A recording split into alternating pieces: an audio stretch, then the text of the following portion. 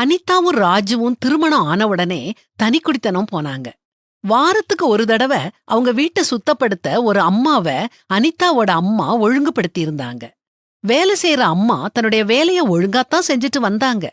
ஆனா இதுல பிரச்சனை என்னன்னா, அதே அம்மா தான் அனிதாவோட அம்மா வீட்லயும் வேலை செஞ்சாங்க. அனிதா வீடு ரொம்ப அசுத்தமா இருக்குது, ஒரே தூசி படலமா இருக்குதுன்னு அந்த வேலை செய்யும் அம்மா அனிதா அம்மா கிட்ட சொல்ல, அனிதா அம்மா அனிதா கிட்ட, நீ என்ன வீட்டை இப்படி மோசமா வச்சிருக்க, எனக்கு கேவலமா இருக்குதுன்னு சொல்ல, அனிதா ராஜு கிட்ட வீட்டை பெருக்கி சுத்தமா வைங்கன்னு கத்துனா. ராஜுக்கு ஒன்னும் புரியல.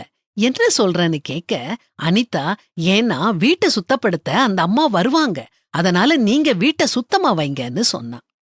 இது எப்படி இருக்குதுங்க? இப்போ ராஜு ஒவ்வொரு வாரமும் வேலை செய்யற அம்மாவை பிரியப்படுத்த வீட்டை சுத்தப்படுத்திக்கிட்டு இருக்கிறான். அந்த அம்மா தான் வாங்குற சம்பளத்துக்கு வேலை செய்யணுமே. வாரம் அந்த அம்மா வந்து ராஜுவ பார்த்து, கட்டிலுக்கு கீழே குப்பையா இருக்குது, ஃப்ரிட்ஜுக்கு பின்னால நூலாம்படை இருக்குது, நீங்க சரியா சுத்தம் பண்ணலன்னு சொல்ல, ராஜு அந்த இடங்களை பெருக்கி ஒற்றை அடிச்சுக்கிட்டு இருக்கிறான். இது வேடிக்கையா இருந்தாலும் இப்படித்தாங்க நாமும் இருக்கிறோம். மற்றவங்க நம்மள பற்றி நல்லா நினைக்கணுங்கிறதுக்காக நாம அடுத்தவங்கள பிரியப்படுத்த தேவையில்லாத விஷயங்களை செய்றோம். பவுல் சொல்றத கேளுங்க.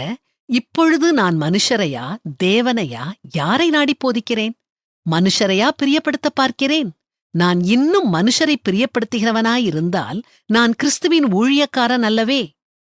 நாமும் தேவனை பிரியப்படுத்த அவருக்கு பிரியமானதை செஞ்சு நல்லொழுக்கங்களோட வாழுவோம்.